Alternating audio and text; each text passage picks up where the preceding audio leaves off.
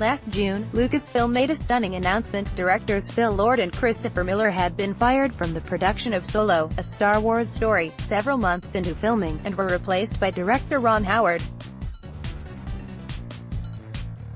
This video from Andrew Saladino's YouTube film essay series The Royal Ocean Film Society helps outline why it's Howard, rather than Lord and Miller, who gets credit as director for the film. Lucasfilm brought Lord and Miller on board in 2015 to direct the film, and the pair were present throughout the pre-production and well into filming before they were fired and summarily replaced. Since then, it's emerged that Lord and Miller will be listed as executive producers on Solo, rather than getting any sort of director credit.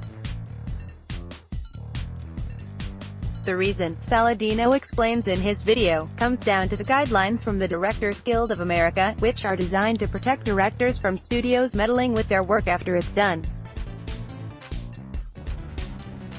In this instance, once a director completes shooting and produces their cut, the studio can't make changes without them, and directors must be kept in the loop during post-production.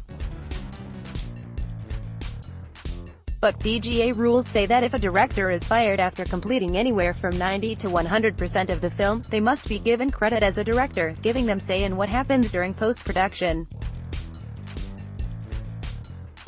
Saladino points out that this isn't the only Star Wars film to run into production trouble. Rogue One famously went through a bunch of extensive reshoots when Lucasfilm wasn't happy with what Gareth Edwards had produced.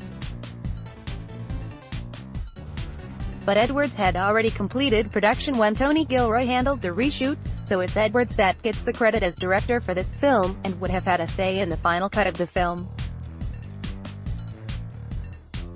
There are other films that have run into the same problem. Joss Whedon took over DC's Justice League from Zack Snyder after initial filming, but he only gets credit as a screenwriter for the project, despite the fact that he directed some scenes. Lord and Miller, however, were fired midway through production, with Howard brought on. While the Wall Street Journal notes that Howard reshot upward of 70% of the film, the DGA's rules say that a substituting director only needs to shoot 10% of a film to be considered for director's credit. A similar instance, the upcoming Queen biopic Bohemian Rhapsody also saw its director fired midway through production. Bryan Singer was replaced by Dexter Fletcher, who will likely be listed as the film's director. Saladino notes that there were tensions early on between Lucasfilm studio chief Kathleen Kennedy and the two directors, and that by firing them midway through production, they were able to bring on Howard without having to keep Lord and Miller around for the post-production consultation required if they had stayed on longer. Given the issues that they ran into during production, it seems as though they were trying to avoid further problems that might have dragged the film's post-production out even longer.